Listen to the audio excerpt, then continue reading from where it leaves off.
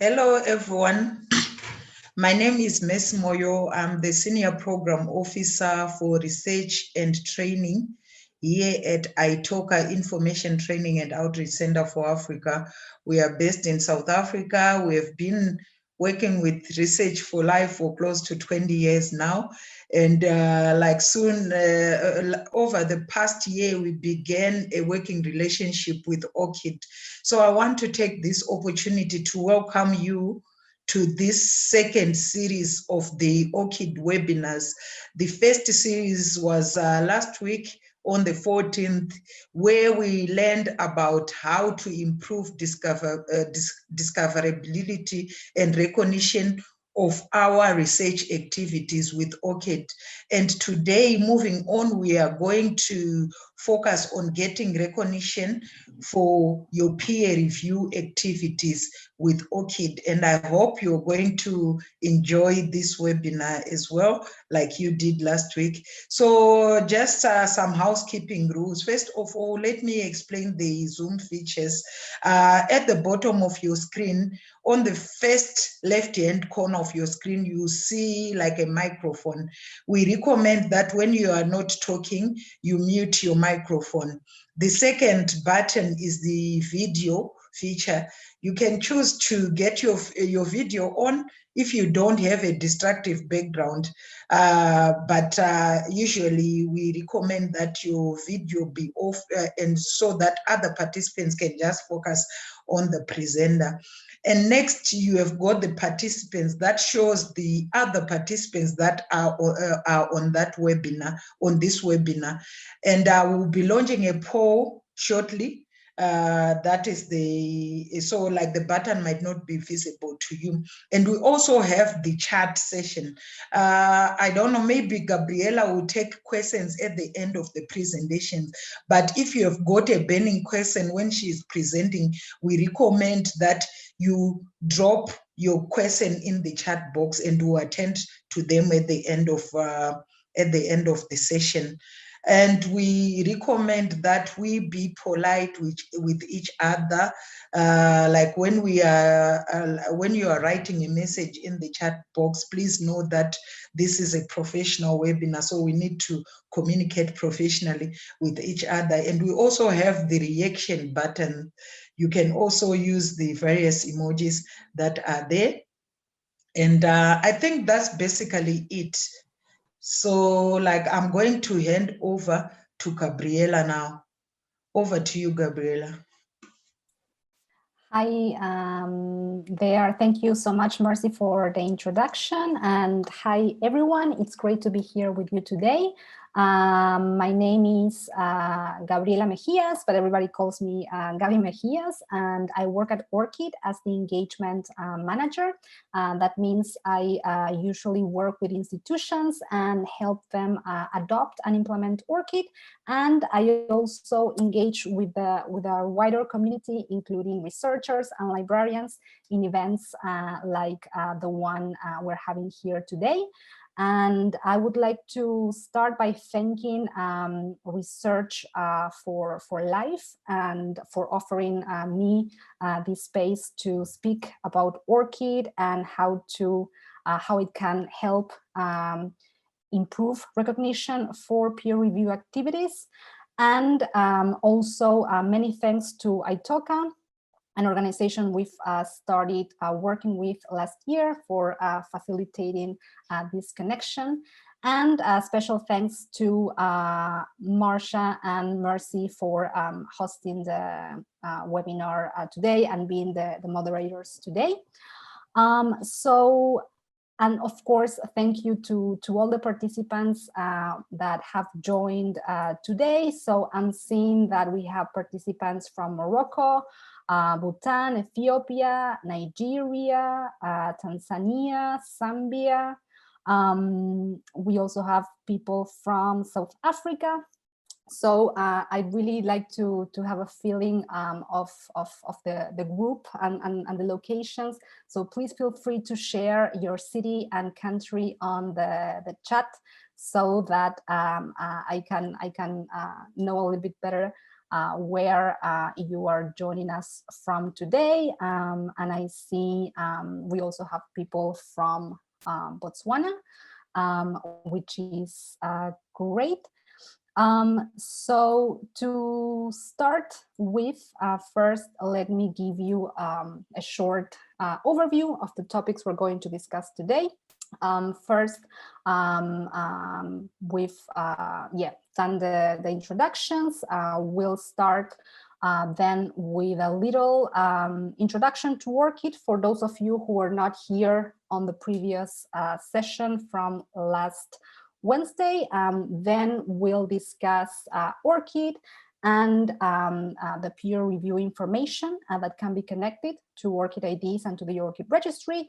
And then to finalize, I'll give you some examples on different platforms and systems you can use to connect your ID while you're performing review activities to get recognition for that work. And at the end, we'll have some some time for questions and answers.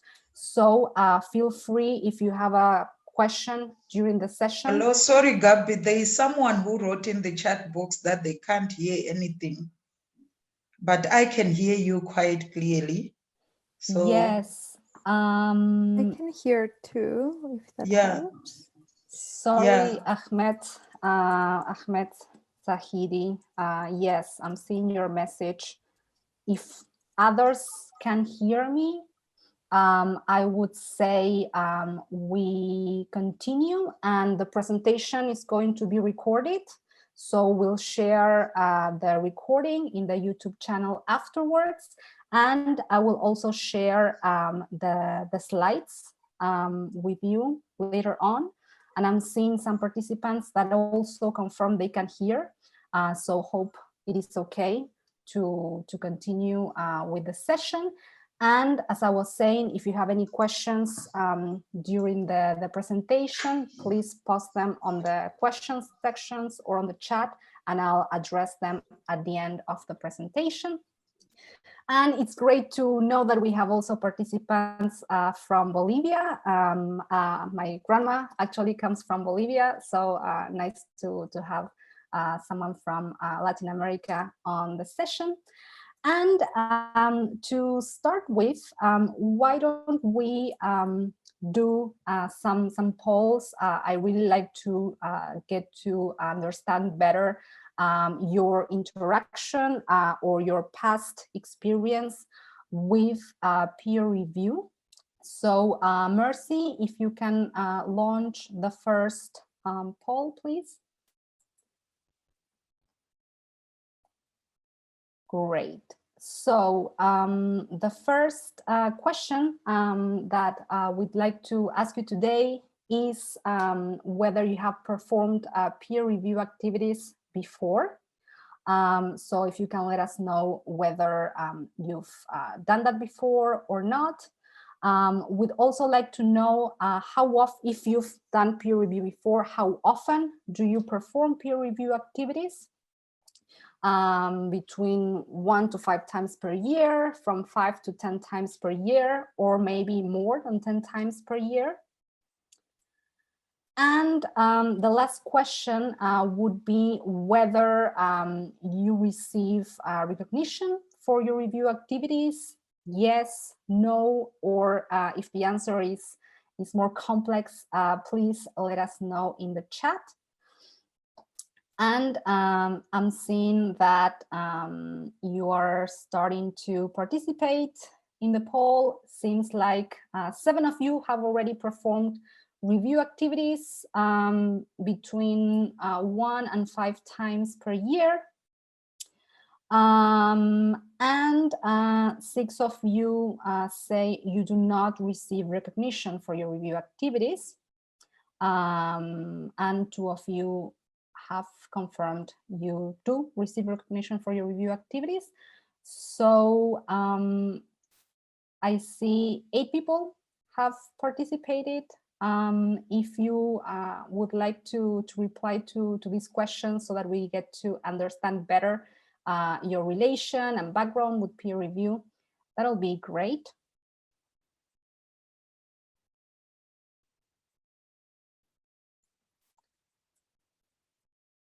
And I'm seeing that 9 people have participated.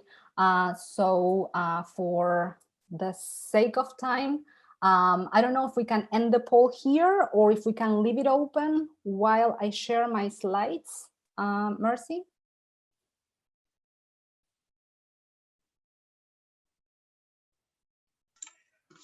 I've minimized it. Okay, It's so we can leave it open and you can still see Yes. my screen, correct? Yes. I don't know with the other participants. Can you please confirm if you can see Gabriela's screen? Yes, we can. Yeah, yes, we can. Great. And the poll is still open, correct? Yeah. May you please enter your responses in the polling, not on the chat box? I see some responses in the chat box. You should see the poll button on your screen. You can enter your responses there. Thank you. Thank you very much. And yes, we'll leave the poll open to be able to gather your responses and to also give the opportunity to the people that have joined a little bit later to reply. And we'll continue with the presentation now. I'm going to stop my webcam because my connection is working poorly today. Sorry about that. But I'll continue sharing the slides. So to start with, hello, can you hear me? Yes, we can. Yes, great. No, the connection broke a little bit from my side. So it's good to know that many of you who replied to the poll said that you do not receive recognition for your peer review activities.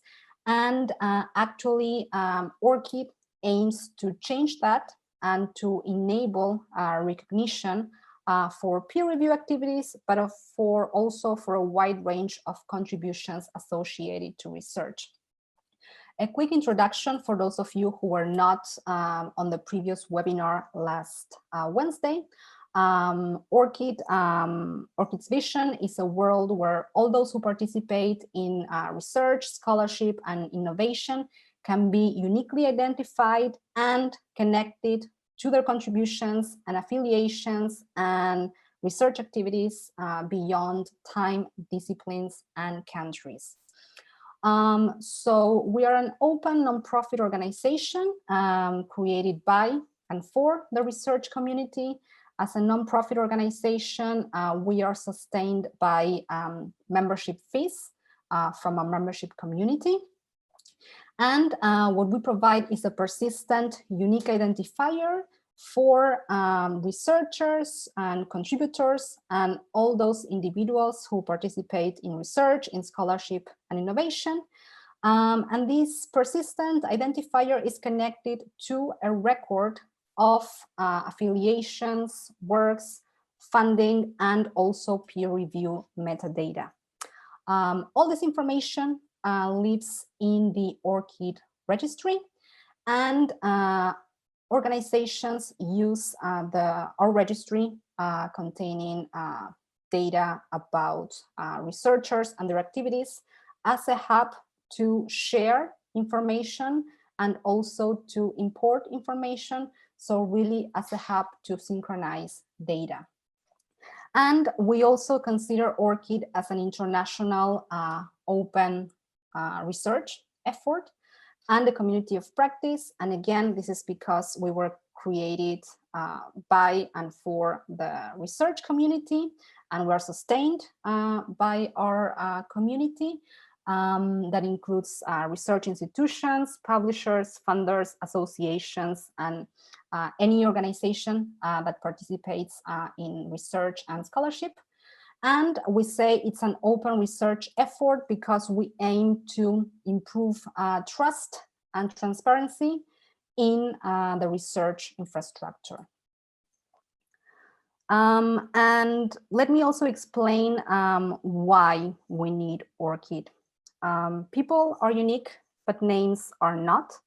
And we aim to solve the name ambiguity issue in scholarly communications, to uniquely identify researchers and contributors and connect them with their research activities across countries, beyond disciplines, and throughout their careers. And the ORCID ID, the ORCID persistent identifier for individuals, is an HTTPS URI with a 16-digit number that is compatible with the ISO standard 27729, and that is also known as ISNI, or the International Standard Name Identifier. Very important for me to share with you that no information about a person is encoded in the identifier itself. And also, since the ORCID ID is designed to be a career-long identifier, no information that can change over a person's career is embedded in the ID, such as country, institution, or the field of study. Instead, the identifier is connected to a record of metadata or data related to researchers and their activities. Researcher privacy and consent are very important for us, and that's why ORCID is researcher-centered. This means that researchers control the privacy or the visibility of the information on their ORCID records, and I'll explain more about that later during the presentation.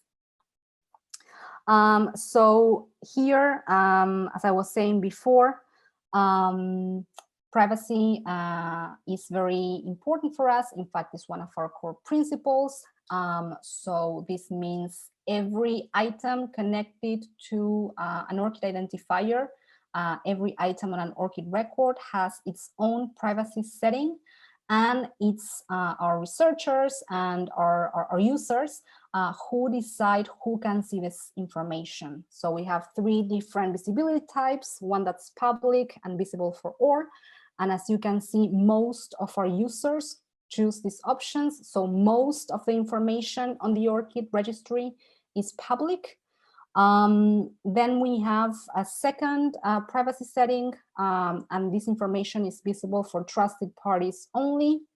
Trusted parties are organizations that have developed an application or an integration that allows people to connect their ID, and that have obtained permission from those individuals, from those users, to interact with that ORCID ID.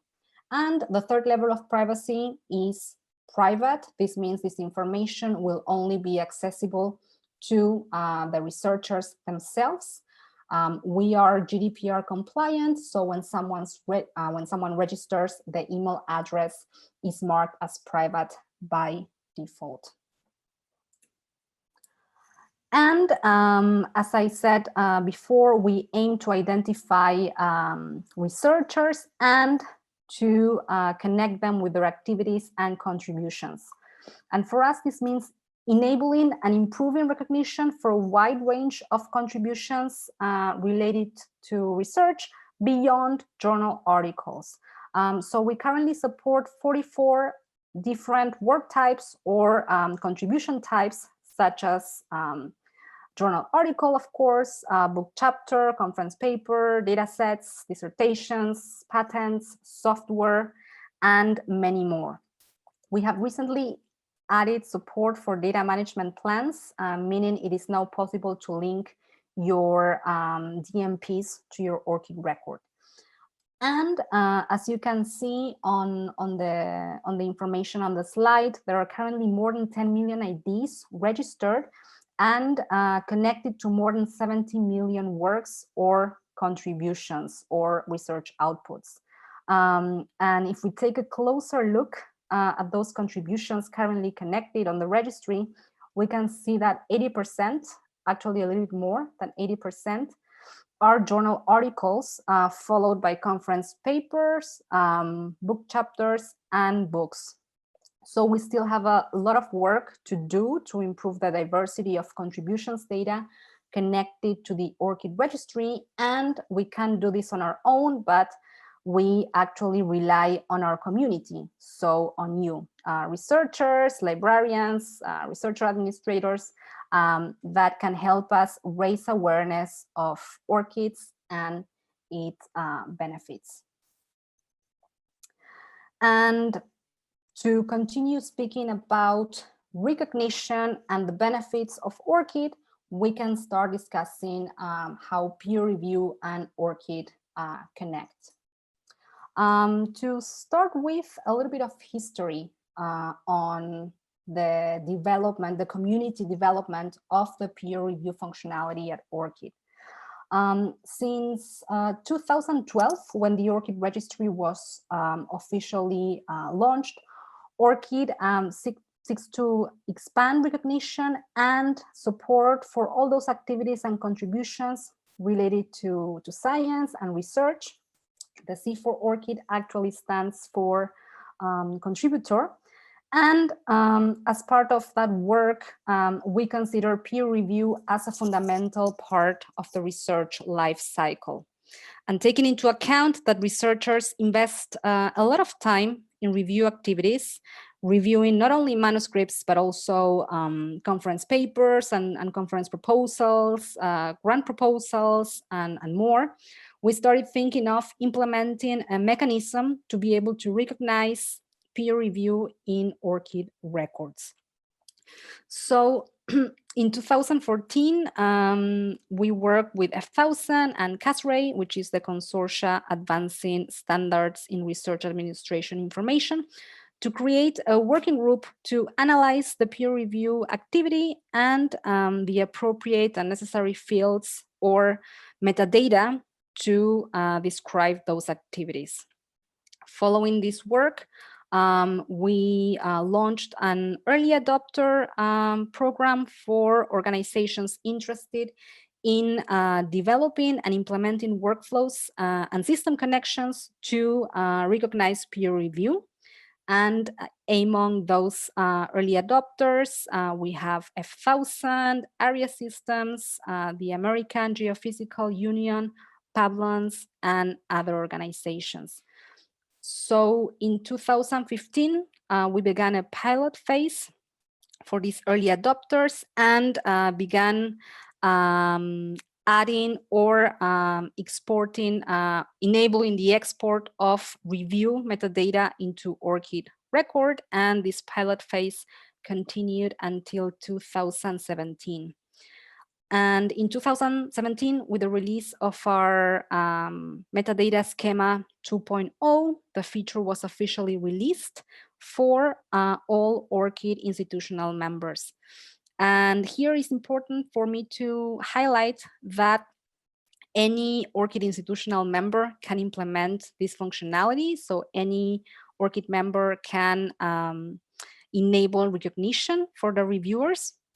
And as I said before, recognizing this type of contribution is not a task that we can carry out individually, but rather a community commitment is necessary, for which we ask for your support. So if you're a journal editor or represent a publisher, we invite you to implement this function by becoming an ORCID member if you're not already one. And if you're a researcher and perform review activities, also please consider requesting to your journals and publishers and other organizations to grant you credit or recognition via ORCID. And to continue with this timeline, in 2018, with the launch of our schema 3.0, we made changes to our schema to be able to support new types of affiliations. So previously, it was only possible to add employment and education data. And with our schema 3.0, we began to support affiliations such as membership, invited positions, and services. And we developed these affiliations from feedback from our community of members and integrators. And these new affiliation types can be also used to acknowledge review activities. For example, there are currently organizations that are recognizing review activities as a service and connecting this data as an affiliation into the ORCID record. And before we dive into ORCID and peer review, I wanted to bring your attention on some challenges that are currently being discussed in the community around peer review. So first, one of the challenges is the lack of recognition, especially for early career researchers. And as you can see on this, sorry.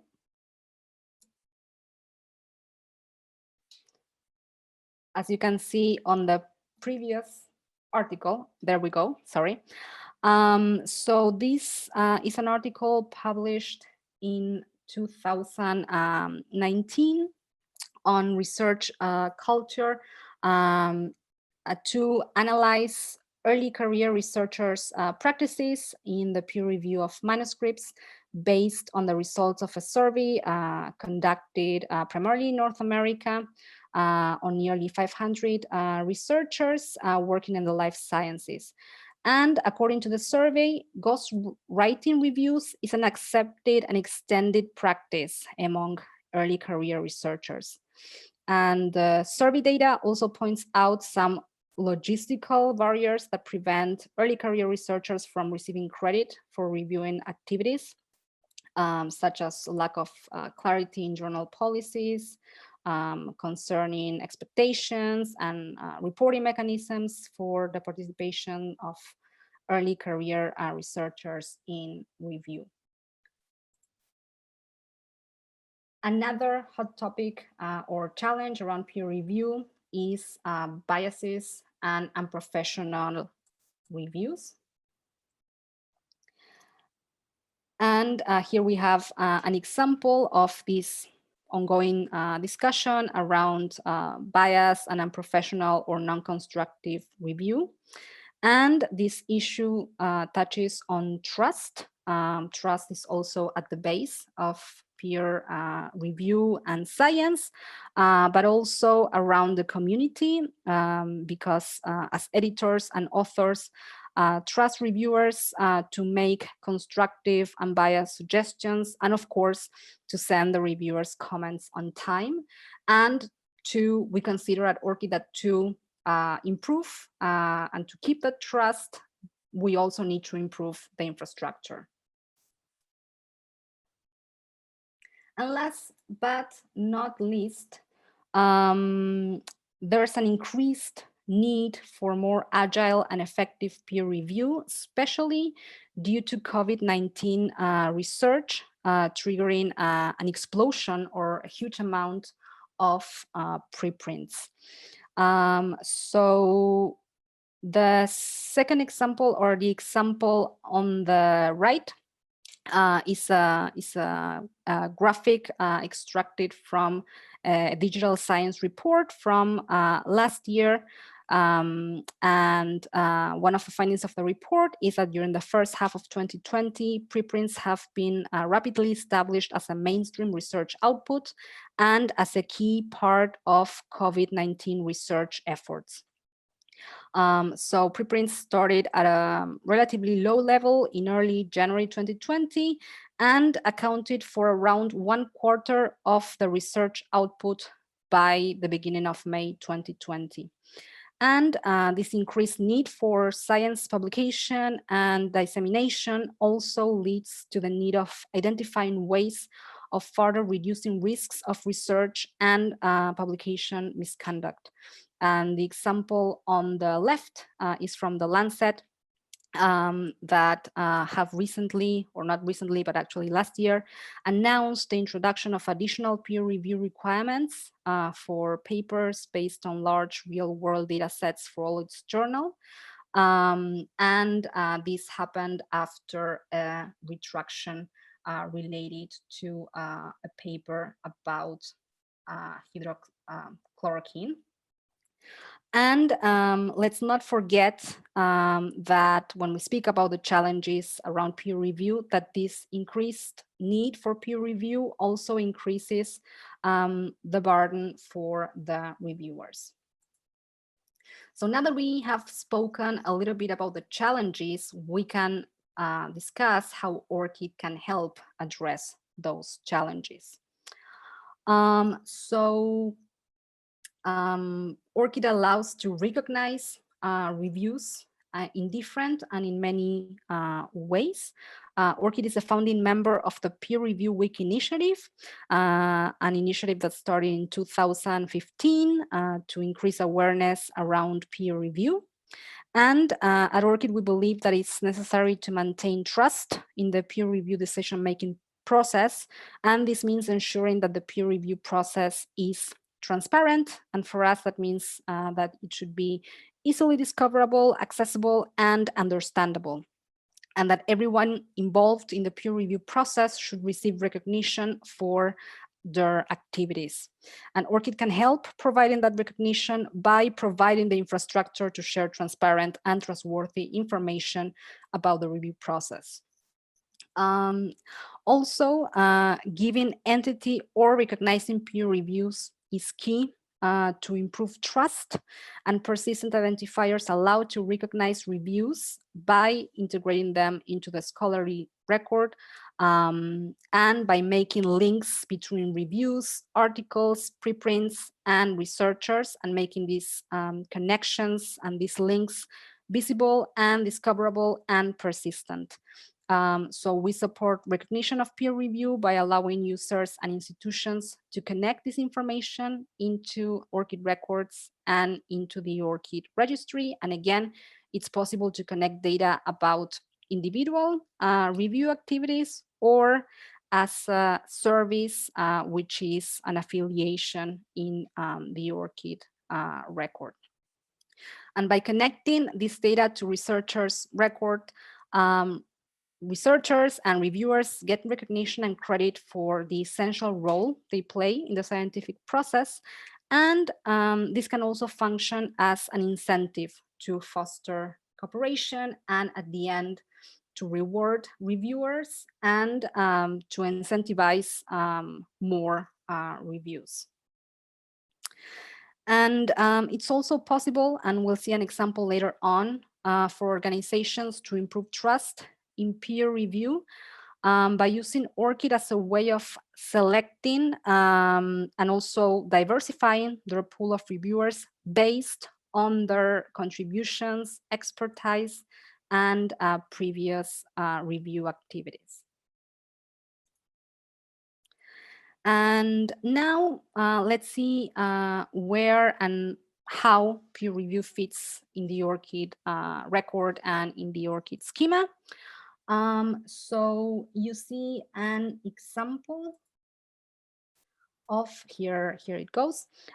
So you see an example of the peer review section of an ORCID record that recognizes an individual review activity.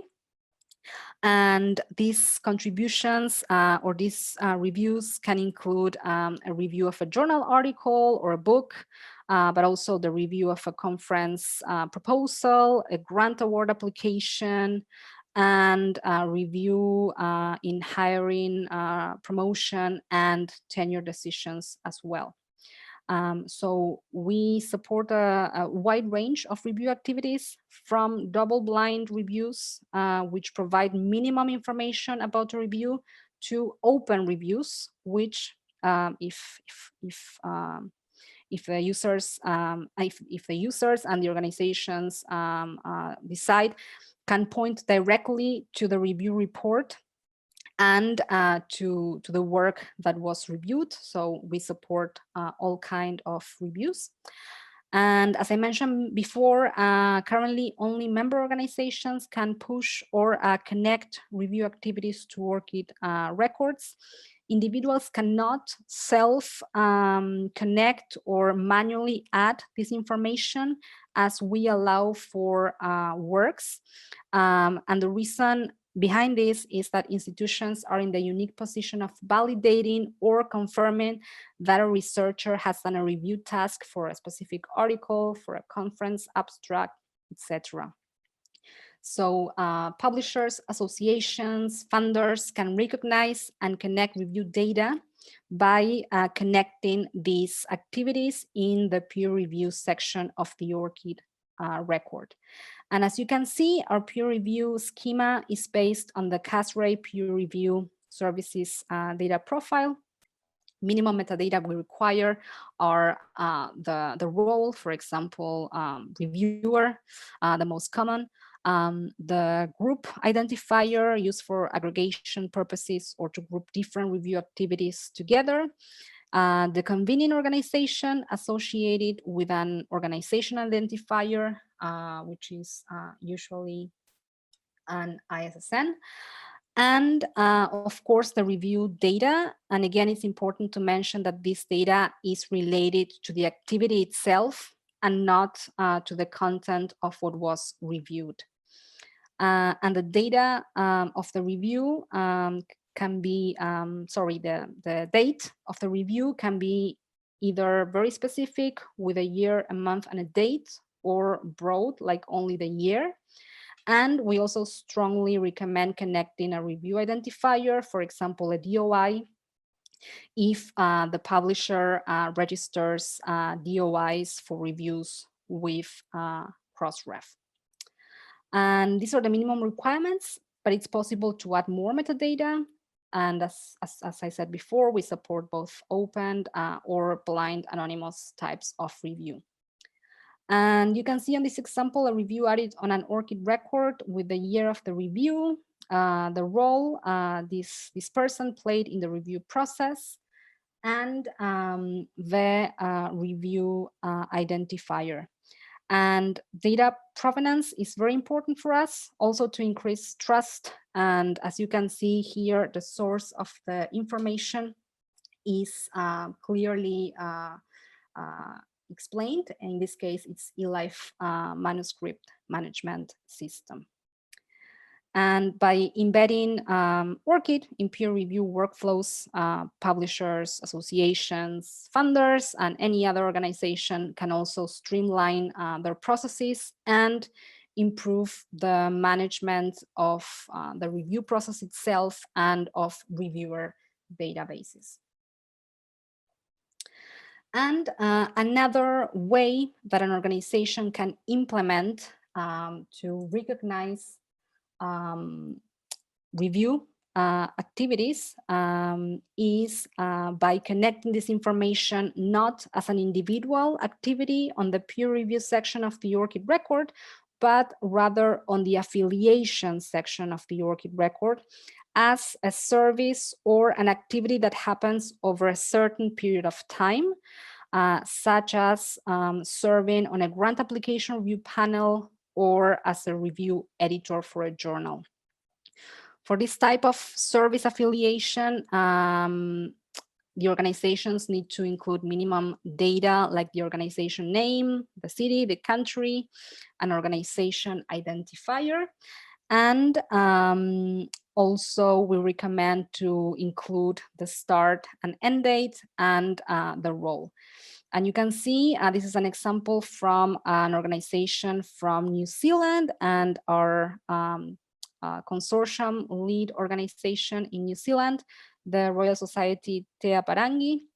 They manage fundings for the Maston Fund Council, and they are recognizing chair and panelists who participate in the review process by connecting service affiliation data.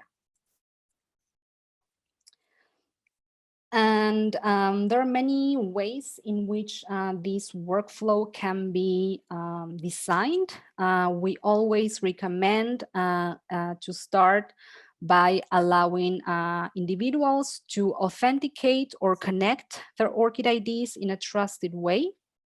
And this means that instead of asking individuals to manually enter their ID, to integrate our open tools to allow researchers and reviewers to sign in into their ORCID records and then provide permission, provide authorization to an organization or to a trusted party to interact with their record. And this means obtain their ORCID ID, read public information from the record, read trusted party information from their ORCID record, and also write data onto their ORCID record.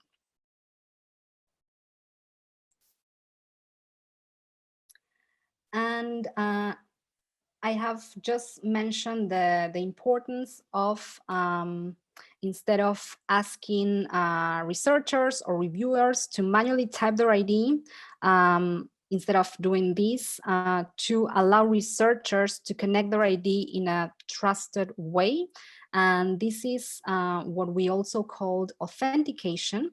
And this is the workflow I was mentioning before. Instead of typing my ID manually, that can lead to many issues, from typos to someone else providing my ID on a system or on a platform.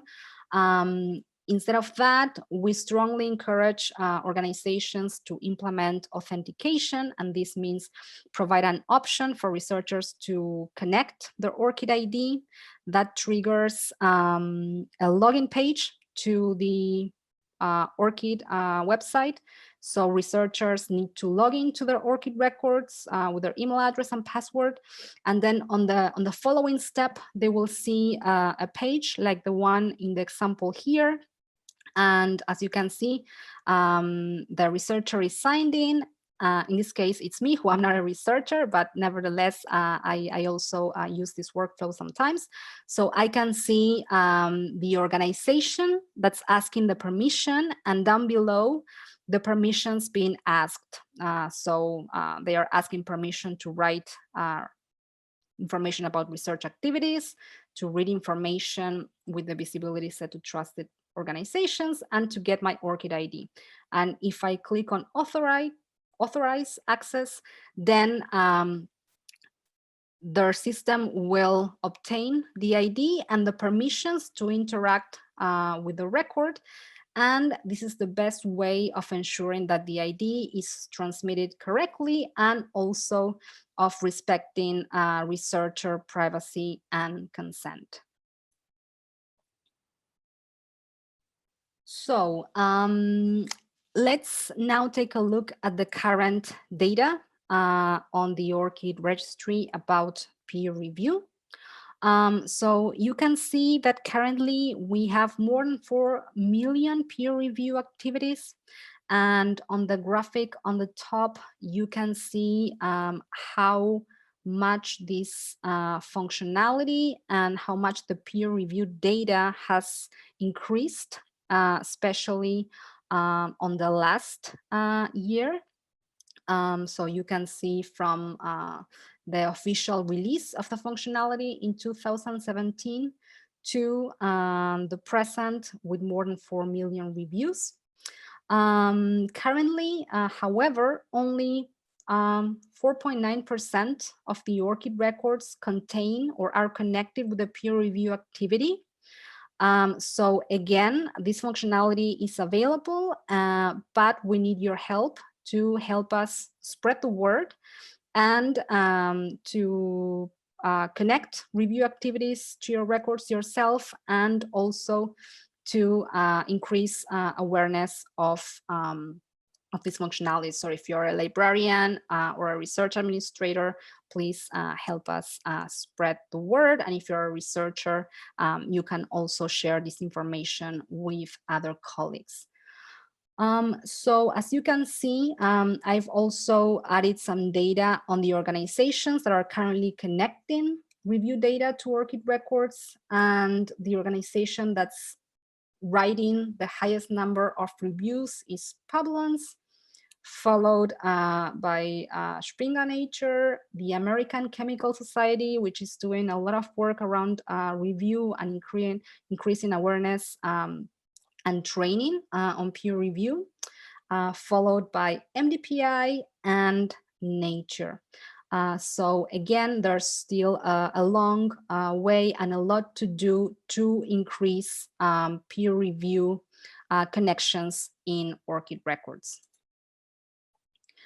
Also, I wanted to mention some of the systems that are currently integrated with ORCID and that offer the functionality to write review activities, to both collect the IDs of reviewers and then share or connect information about reviews into those researchers' records. So currently Editorial Manager, eJournal Press, and Open Research offer this functionality. And we hope that in the future, OJS, the Open Journal Systems developed by PKP or the Public Knowledge Project, will also offer this functionality. And also to mention some integrated platforms that currently allow researchers to perform reviews and give credit to those researchers for the review activities. And these are Faculty Opinions, F1000 Research, Plus, Publons, and recently reviewer credits. This is not an extensive list, to be honest, and as we offer open tools, any member organization can implement our tools and recognize the reviewers if they connect the ID and if they grant permission for them to write this data. So this list grows, but I just wanted to share some of the use cases I will share on the next part of the presentation, and also to show you some of the feedback we've been getting around this functionality that makes reviewers really happy, because again, they are able to get recognition for their review activities and to share those widely via their ORCID records. So we're approaching now the last part of the session, and here I'll be speaking about getting recognition for your review activities and showcasing some examples of organizations and platforms that currently allow this. So to start with, I wanted to mention Outbreak Science, a nonprofit organization that aims to advance the science of outbreak response. They support early and open dissemination of data, of code, and research. And Pre-Review is an open project with the mission to increase diversity in the scholarly peer review process by empowering all researchers to engage with preprint reviews. So on this platform, you can find rapid reviews of existing preprints, and you can also request reviews of preprints, your own, or preprints you're interested in, and you can also review preprints. And the interesting part is that to review a preprint on this platform, you need to connect your ID. As we saw in the tweet before, using ORCID login is a way of reducing the burden for reviewers and simplifying the process, as this means the reviewers only need to have one account and password, and that is the account and password for ORCID, and they can use their ORCID ID to connect and log in many different platforms. So for every preprint, you can see a page with the individual reviews, and you can also see the reviewer. And if you click on the reviewer profile, the connected ORCID ID is displayed. Another example is Science Open, and I'm mentioning here Africa Archive because I know my colleague Nabil in the previous session last Wednesday also mentioned this platform. So via the Africa Archive preprints collection on Science Open, it is possible for authors to ask other researchers to provide peer reviews for preprints and manuscripts directly on the Science Open platform. So if you submit a preprint via this workflow or via this platform, you just need to upload a form that allows you to link your ORCID ID. It's possible to add co-authors, to declare funding, to link to data sets and more. And after the submission, the preprint will undergo a quick editorial review to check for completeness. And after the acceptance by the editorial team, the preprint will be published on Science Open with a Crossref DOI, so a persistent identifier for the preprint. The interesting thing of this case is that in order to review a preprint, it is necessary to have an ORCID ID connected and to have 5 works or 5 contributions in that ORCID record. This is interesting because this platform is using ORCID as a way of selecting reviewers, and we could say in an unbiased way, in the sense that it's required to have an ORCID ID and to have 5 previous contributions. And this is also an example of the importance of having a complete ORCID record with information from reliable or trusted sources. The next example I wanted to bring today is Faculty Opinions, a new platform for researchers, peer-nominated experts review, they pick out and recommend articles they consider important to others working in their field and beyond. And as you can see, they are pushing individual review activities with a DOI for the review and the review subject clearly indicated. And the interesting part is that they are also recognizing researchers who become part of the faculty by connecting affiliation data, in this case, an invited position into their ORCID record. And this is a pretty recent example, as this integration was launched in May last year. Another interesting case is the American Chemical Society, or ACS. They have a program called ACS Reviewer Credit. And since early 2020, they are recognizing reviews through ORCID. And the submission process includes a journal-specific embargo period between the manuscript final decision and the eligibility for credit deposit or for the review metadata deposit in ORCID. And the review metadata will include the title of the journal and the date of the credit deposit. And it will not contain the title of the manuscript, the review date, or the date of the decision. And as part of their efforts to improve review, they offer an online training for reviewers and are also connecting this data by pushing this information on the affiliation section as a qualification. So if a reviewer completes their training and they connect the ID, ACS will also share this information in the ORCID registry and share this information, share that this person has completed this training or this qualification in their ORCID record.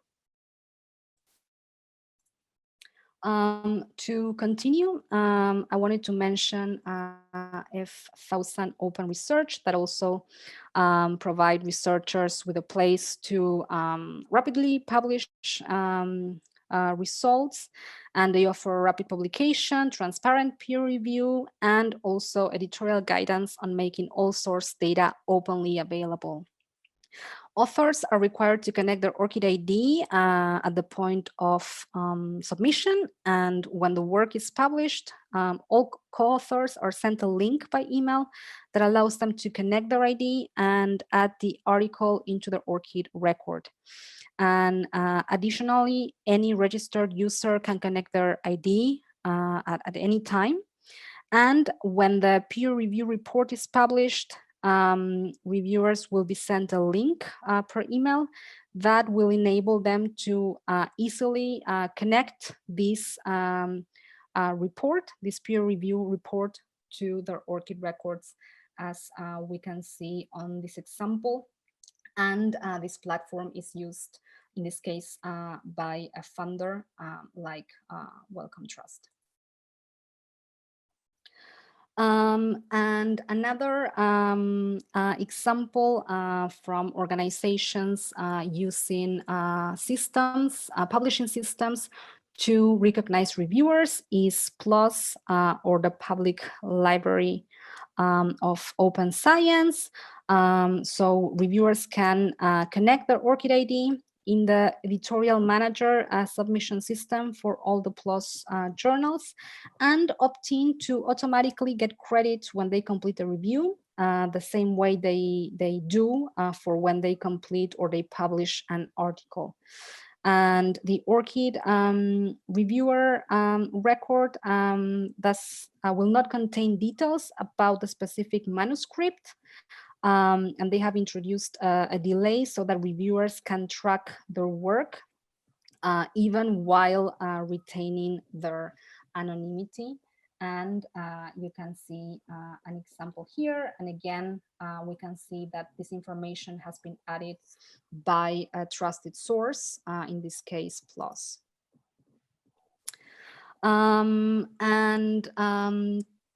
Publons is a very interesting case. You can get your review activity verified on Publons, and you can easily export these activities to your ORCID record. So to get started, you need to connect your Publons profile with your ORCID ID. And then you can add and verify any reviews that aren't yet on your Publons profile. And then you can export those reviews to Publons. And the interesting thing here is the auto update functionality.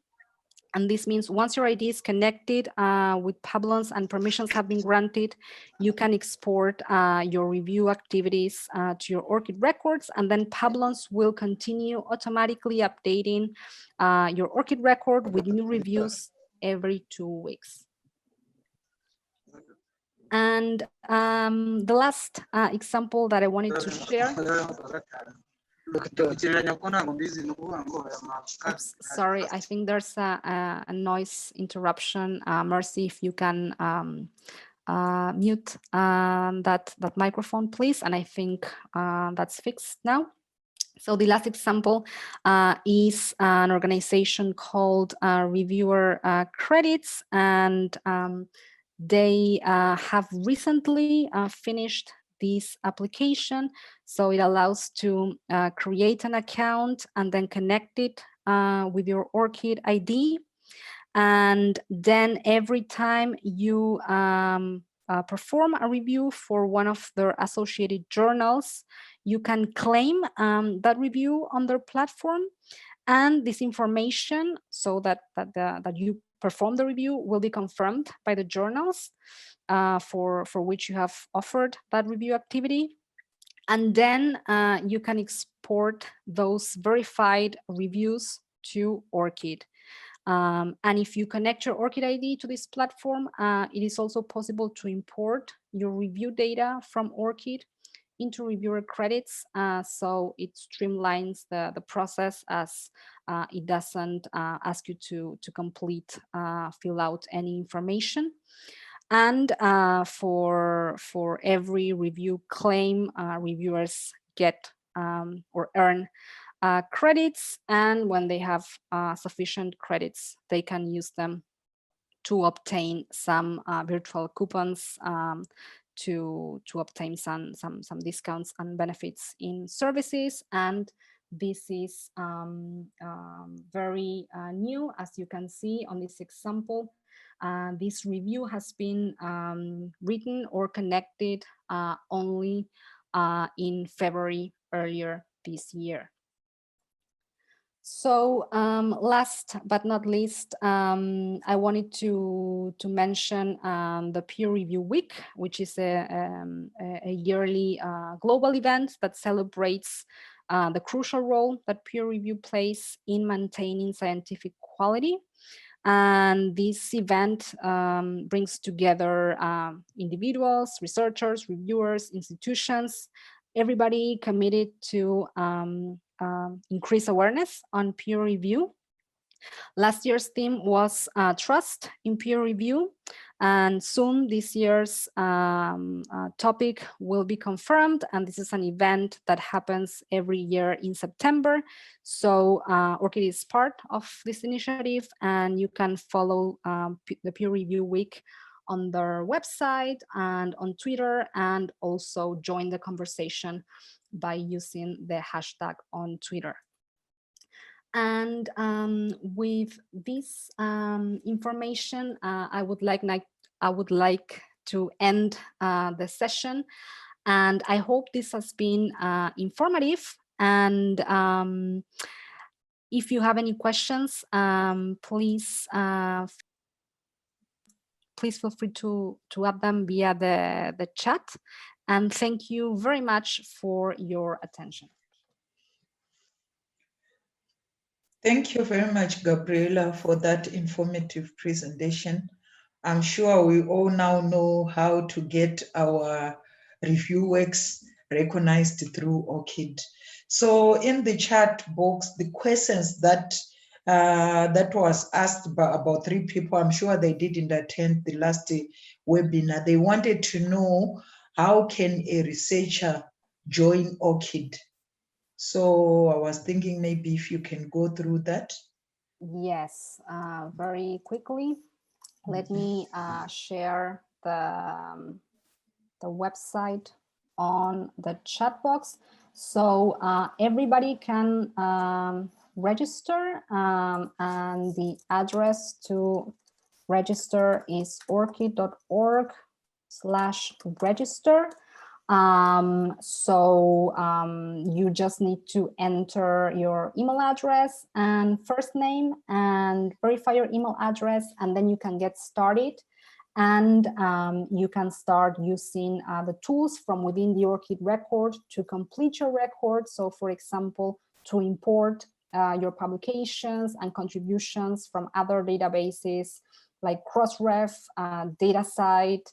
We also have Base, OpenAir, and many other databases that have built connections with ORCID that will allow you to rapidly complete your ORCID record. Okay, so Gabriela, I was thinking, because I see more questions in line with that, there is another person who is asking how they can add their works on the ORCID.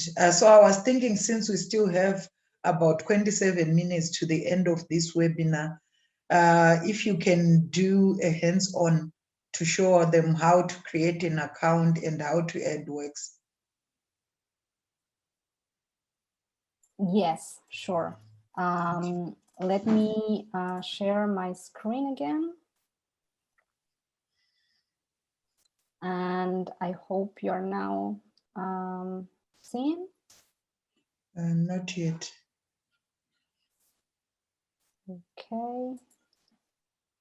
Sorry.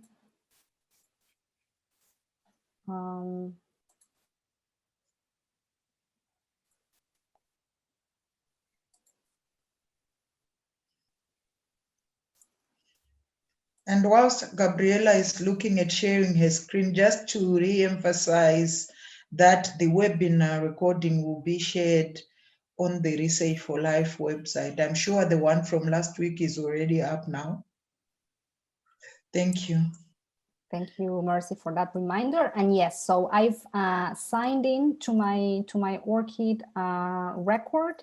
I won't register another account because we don't want to have duplicates on the ORCID registry, but the registration is super easy. Usually takes 1 minute or less. So I'm now inside my ORCID record, so you can see my name, you can see some other names, and my name in other alphabets as well. I also have added some keywords and some websites. And my affiliation data is here. So in this case, you can see that ORCID has written or connected this affiliation or employment information into my ORCID record. I also have some membership and service affiliations. And this is the works section where the contributions can get connected. So to easily import your publications and other contributions, you can go to Add Works, search and link, and then you can use one of the existing search and link wizards. So, for example, one that we've released a couple of weeks ago is the Open Air Explorer. This is an application that has been developed by Open Air. So if I sign in,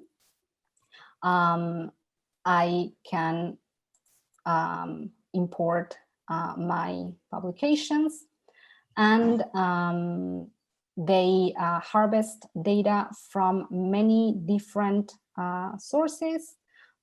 So again, I have to grant permission and confirm I'm okay with their privacy settings.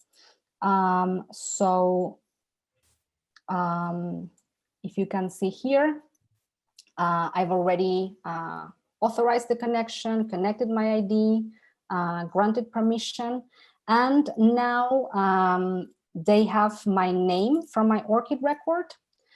So this triggers this search by name, and I'm able to see all the information they have, or the contributions they already have from me.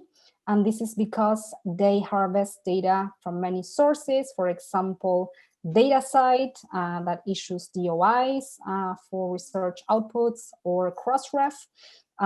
So you can see this is a blog I have written in 2018 that is identified with a DOI, and the source is Figshare. So I can add this to my ORCID record. And this is an easy way to add data onto the ORCID record. And you can see that now this blog has been added into my ORCID record. And this is only one example of a database you can use to easily import data from contributions, but we have many more. And you can also add manually if like your work is not available in any of the databases that were listed there. That's correct. Let me show quickly that as well. So you can add by different identifiers. So you can enter, for example, an archive ID, and you won't have to complete the fields, but the information will be pre-populated because we read that persistent identifier and automatically import the data. And you can also add manually. So this means you'll have to complete all the information yourself.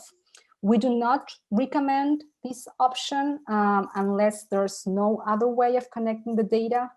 And the reason for this is that we really want ORCID to be used as a way of streamlining processes and also reducing the burden for the researchers. So in our ideal vision, we want the information to flow between systems across institutions by researchers connecting the ID and the systems and institutions using our open tools, in this case, our APIs, to import and connect data from our registry and to our registry.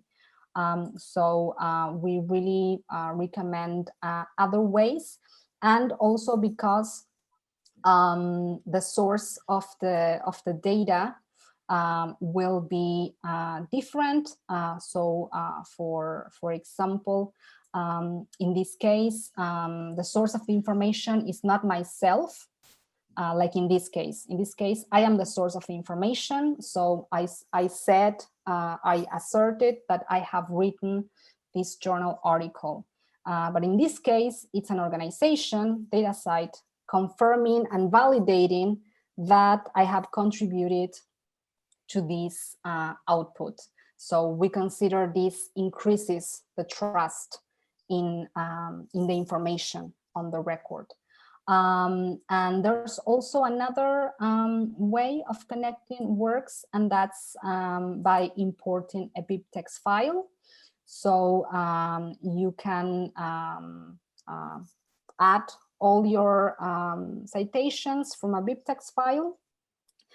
This is useful for the researchers that want to connect their Google Scholar profile information into their ORCID records. So you can go to Google Scholar, export all your contributions into a BibTeX file, and then come to ORCID and import that file. And then all those contributions will be added to the ORCID record. Thank you for that clarification, Gabi. Do we have any other questions?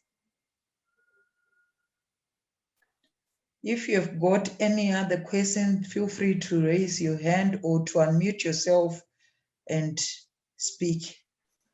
Yes, I am seeing here one last question from Akakpo that says that they have an account since 2018, but it's difficult to navigate easily in the account to connect their publications, and they want to know if it's because they are a student without a real affiliation. And the answer is no. As an open organization, we aim to reduce barriers to access. So, and again, the C on ORCID stands for contributor. So any individual involved and with an interest in research and contributing to research in many ways can register for an ID. If you have any issues, I'm going to also share the email address of our support team. So we have a dedicated team that provide support to our users. So if you have any issues like you forgot your password, you don't have access to the email address you used to register, or you have a general question like this one, or if you want more information, you can contact support@orcid.org, and we'll make sure to address any issues you may have and answer any question you may have. And for individuals, registration is free. It's free of cost and will always be. Again, we're a nonprofit organization, so we cover our operational costs with the support of the community, and that means financial support via membership fees. But this is for institutions. For individuals, it is always free. And for institutions that are not members, we also offer a public API, which is a tool that allows to enable this exchange of information. So we aim to be as open and as inclusive as possible for everyone.